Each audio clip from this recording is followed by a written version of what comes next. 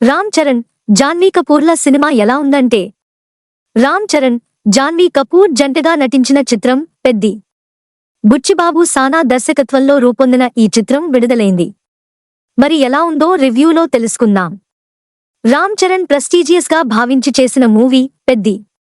ఉప్పెన తర్వాత బుచ్చిబాబు సానా దర్శకత్వం వహించారు. ఇందులో జాన్వీ కపూర్ హీరోయిన్ గా నటించింది.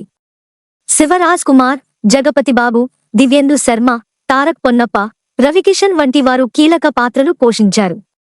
వృద్ధి సినిమాస్, సుకుమార్ రైటింగ్స్, మైత్రి మూవీ మేకర్స్ పతాకాలపై వెంకట్ సతీష్ కిలారు నిర్మించారు. ఈ మూవీ నేడు గురువారం జూన్ 4న విడుదల చేశారు.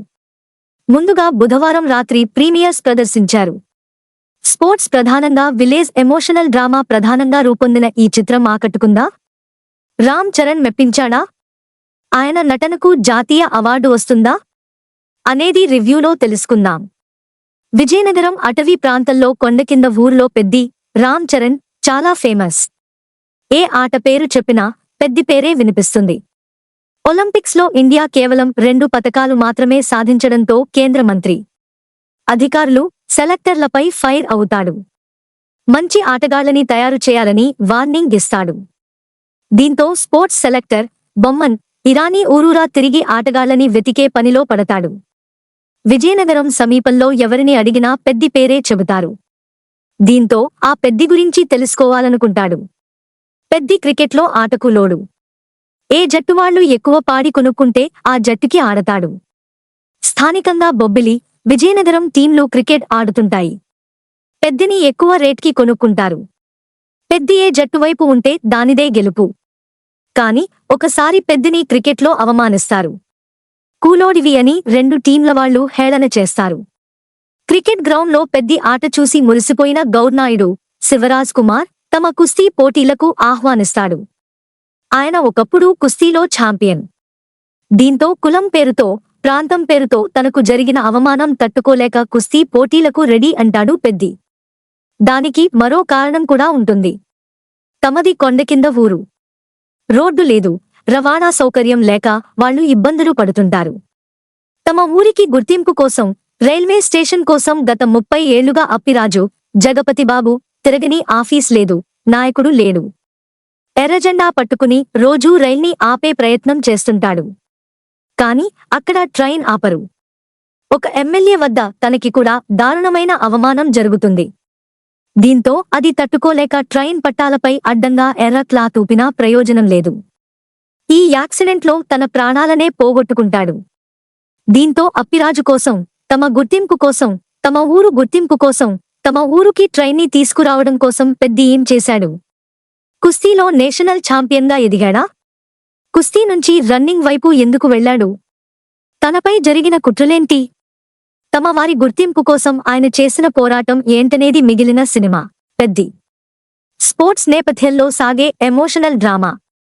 తమ ఊరు గుర్తింపు కోసం, తమ గుర్తింపు కోసం ఒక క్రీడాకారుడు తన ఆటతో చేసే పోరాటమే ఈ సినిమా. ఇది ప్రధానంగా 1990 నుంచి 20 వరకు మధ్య కాలంలో సాగుతుంది. ఒలింపిక్స్లో భారత్ వెనుకబడటం, ఆ తర్వాత స్థానిక ఆటగాళ్లని ఎంపిక చేసే ప్రక్రియ స్టార్ట్ కావడం, అందులో భాగంగా పెద్ది పేరునే చాలా మంది చెప్పడంతో సినిమా స్టార్ట్ అవుతుంది. అయితే హీరో ఎంట్రీ ఇవ్వడానికి చాలా టైం తీసుకున్నారు. మెయిన్గా కథని ఎస్టాబ్లిష్ చేయడానికి, ఎమోషన్స్ ని క్యారీ చేయడానికి ఎక్కువగా టైం తీసుకున్నారు. క్రికెట్ బ్యాట్ పట్టుకుని క్రికెట్ గ్రౌండ్లోకి పెద్ది దిగిన సన్నివేశంతో రామ్ చరణ్ ఎంట్రీ ఉంటుంది. దాన్ని సాలిడ్గా ప్లాన్ చేశారు బుచ్చిబాబు. ఎలివేషన్ అదిరిపోయింది. ఆ తర్వాత క్రికెట్ ఆడే సమయంలోనూ అదే ఎలివేషన్ ఉంటుంది. మరోవైపు స్థానికంగా ఎన్నికలతో జాన్వీ కపూర్ ఎంట్రీ ఉంటుంది. అయితే ఆమెకి సంబంధించిన సన్నివేశాలు పెద్ది జర్నీకి సెట్ కాలేదు, బలవంతంగానే జోడించినట్టు ఉంటుంది. కాకపోతే గ్లామర్ ట్రీట్ అదిరిపోయింది. ఆమె విషయంలోనే ఇతర క్రికెట్ టీంలతో పెద్దికి గొడవ అవుతుంది. వాళ్లు పెద్దిని వాళ్లు అవమానిస్తారు. ఈ సన్నివేశాలు రసవత్తరంగా ఉంటాయి. ఈ క్రమంలో నైట్ వచ్చే ఫైట్ అదిరిపోయింది. ఆ తర్వాత కొంత ట్రాక్ తప్పినట్టు అనిపిస్తుంది. జగపతి బాబు పాత్ర చేసే పోరాటం, ఆయన పాత్ర మరణంతో కథ సీరియస్గా మారుతుంది.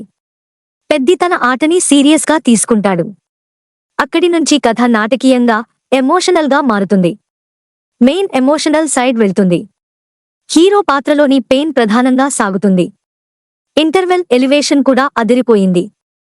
సెకండ్ హాఫ్ ఇక తన గుర్తింపు కోసం కుస్తీ పోటీల్లో పాల్గొనడం, తనపై కుట్ర జరగడం, ఆ తర్వాత రన్నింగ్ వైపు వెళ్లడం చకచకా జరిగిపోతాయి. క్లైమాక్స్ మాత్రం ఎమోషనల్గా ఉంది. ఎంగేజ్ చేస్తుంది. చివరి అర్ధగంట ఉత్కంఠభరితంగా సాగుతుంది. అంతిమంగా రెగ్యులర్గానే ముగింపు తీసుకుంటుంది. అయితే హీరో పాత్రలోని ఎమోషన్ని, పెయిన్ని ఆవిష్కరించడానికి ఎక్కువ టైం తీసుకున్నారు బుచ్చిబాబు. దీంతో కథ డ్రైగా మారుతుంది. సాగదీసినట్టుగా ఉంటుంది. పైగా హీరో లక్ష్యం ఏంటనేది ముందే అర్థమైపోతుంది. కథ ఎండింగ్ కూడా తెలియడంతో నెక్స్ట్ ఏం జరగబోతుందనేది అర్థమవుతుంది. దీంతో నెక్స్ట్ వచ్చే సన్నివేశాలు పెద్దగా కిక్కివ్వలేదు.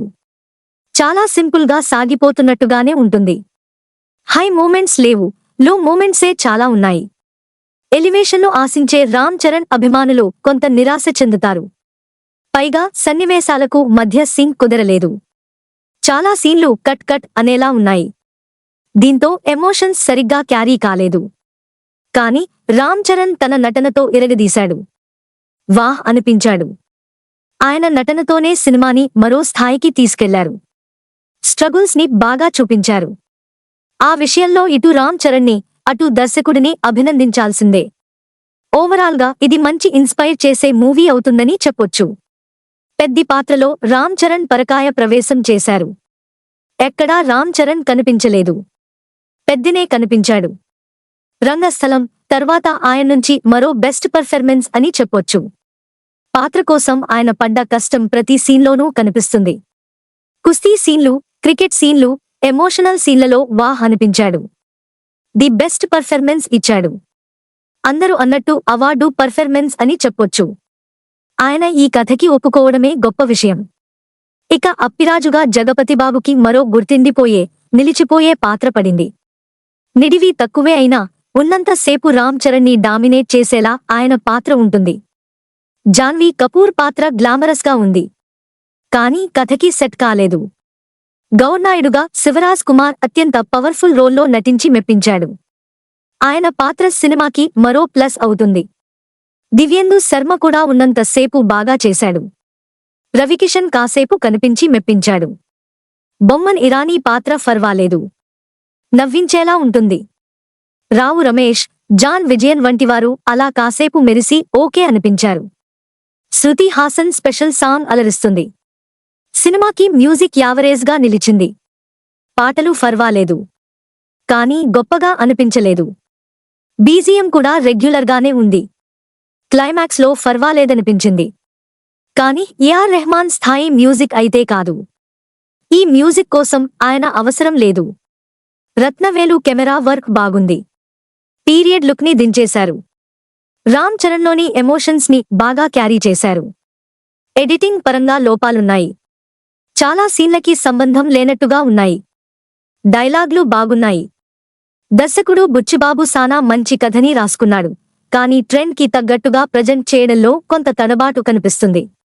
కాకపోతే ఆయన సక్సెస్ అయిన అంశం ఏంటంటే రామ్ చరణ్తో బాగా చేయించగలిగాడు. నటీనటుల నుంచి తన బెస్ట్ తీసుకున్నాడు. నిర్మాతలు రాజీ లేకుండా నిర్మించారు. మూవీ గ్రాండియర్గా ఉంది. ఫైనల్గా కథగా ఊహించేలా ఉన్న ఎమోషనల్ డ్రామా కట్టిపడేస్తుంది.